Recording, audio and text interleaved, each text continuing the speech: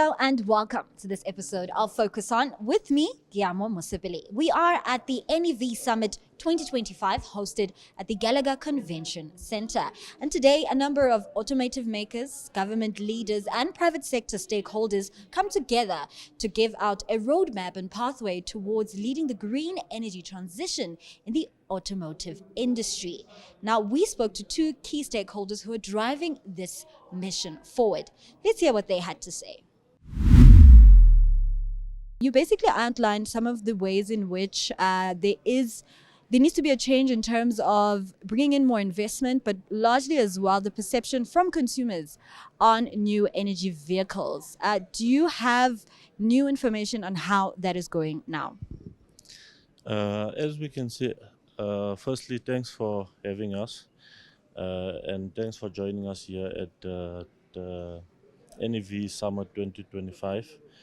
I think what is important to notice is that during the presentation, it was indicated that the uptake of EV vehicles is very slow, and there are certain reasons why that is the case. So the transition from ICE vehicles to NEV vehicles is a transition that over a long term we need to embark on. I would know that AIDC, which is one of our entities, will be launching a center of excellence soon to deal with the training aspect of it, so that we start with the skills development of a workforce to be able to manage that transition. But I think from an investment point of view and from a consumer point of view, it's more uh, the uh, the more infrastructure will be invested in the program by the private sector and government as a whole, it will eliminate the uncertainty in the market for consumers to be able to trust NEV vehicles, so that they have the confidence that, I mean, if you buy an NEV vehicle, you want the assurance that whichever destination you embark on, you must be able to reach it and return to your point of departure. So that is basically consumer education, investment in infrastructure, which would include the skills development of the workforce. And as it has been said, I mean, Gauteng has an abundance of skills when it comes to the automotive sector, although it's predominantly ICE-based, which is your internal combustion engine base, but we need to develop a program in creating that transition from ICE to NEVs. Is going to be a long transition. It's not going to be overnight, but if we understand the value chain now, unpack what is required, it will put us in a better position to be able to achieve those objectives. Now, you made mention on infrastructure, and the concern around infrastructure is twofold. So the first is the availability of charging points for those consumers who are interested in energy vehicles, but also in terms of manufacturing capacity. Your colleague also from NACA mentioned that we would like to position South Africa, or largely Africa, not just as an assembly belt for these new energy vehicles, but also ensure that we are producing for this new demand away from internal combustion engines. So where is the standpoint from Gauteng on those two concerns?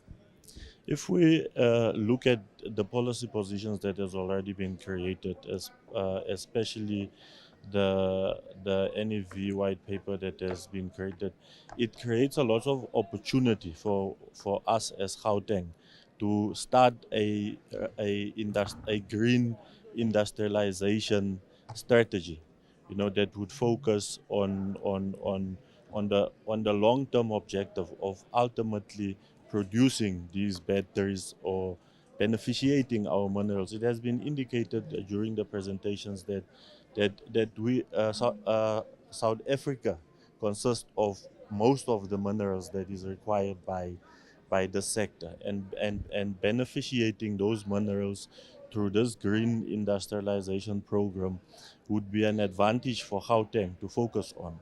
At AIDC, we would know that there's about 100 hectares of land, a land parcel that is currently up for development, and these are the type of new sectors that we are looking at, so that we can start the process of establishing the manufacturing capacity for this industry, so that ultimately in the long term, Gauteng can be the preferred destination for investment in the production and manufacturing of all these components that is required in your EVs.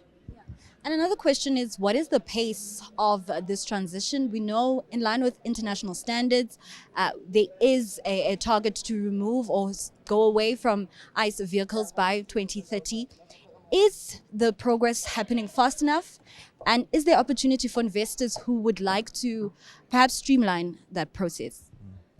I think from an investment point of view, there is definitely opportunities. As I indicated, the land parcels that we have available at IEDC, and not only at IEDC, at TAZES also. I know there's land parcels available that is earmarked for this particular for the EV, the NEV industry. From a timeline point of view, we know the wheels in government change very slow. But I think, given the fact that from a policy perspective, there's already a lot of work that has been done, and the focus of the policy is it does focus on localization.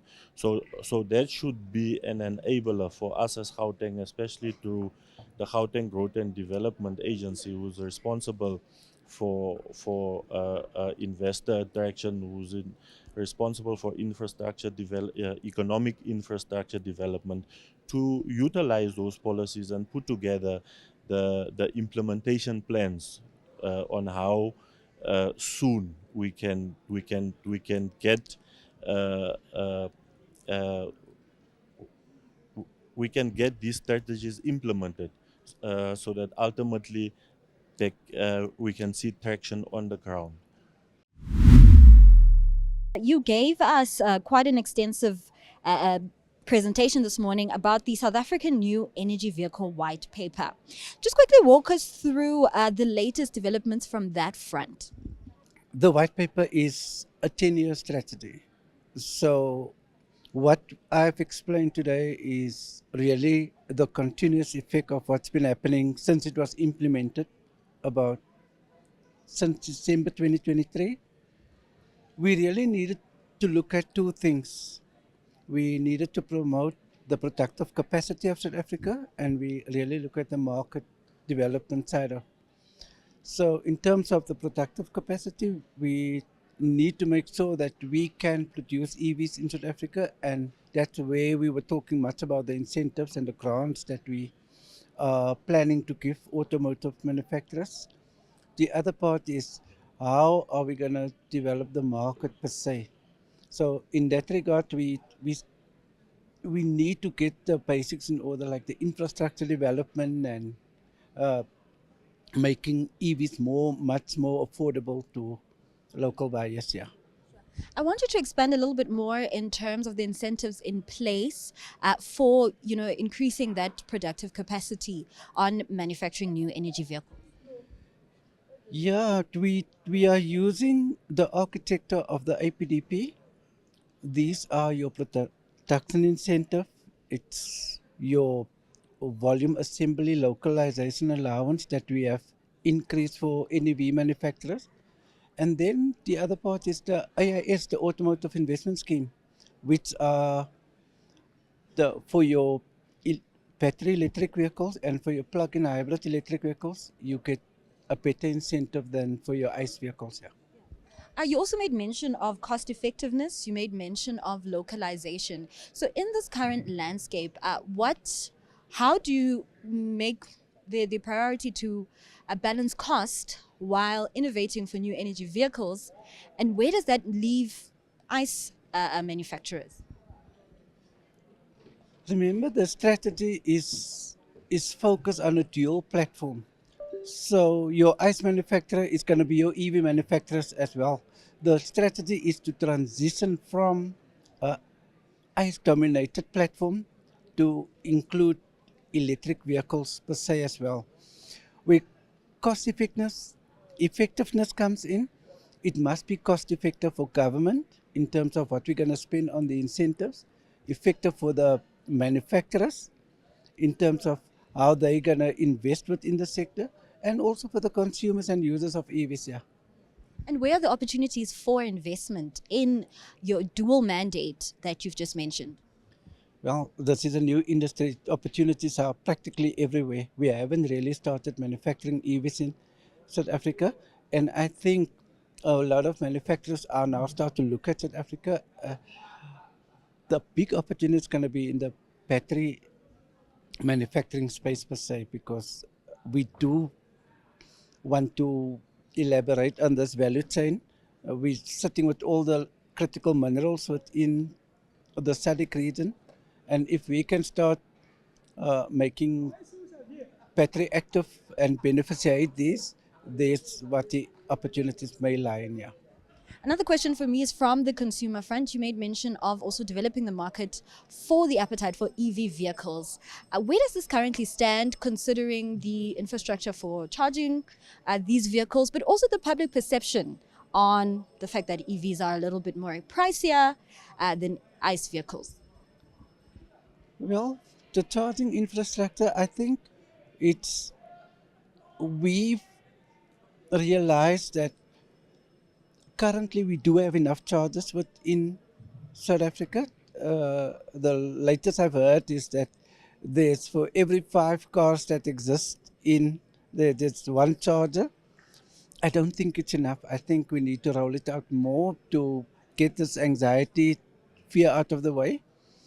I also think that we are making, as government, we are looking from the supply side. We are trying to make it more cost effective for the manufacturers so that these can translate into a more cheaper vehicle for the consumers as well.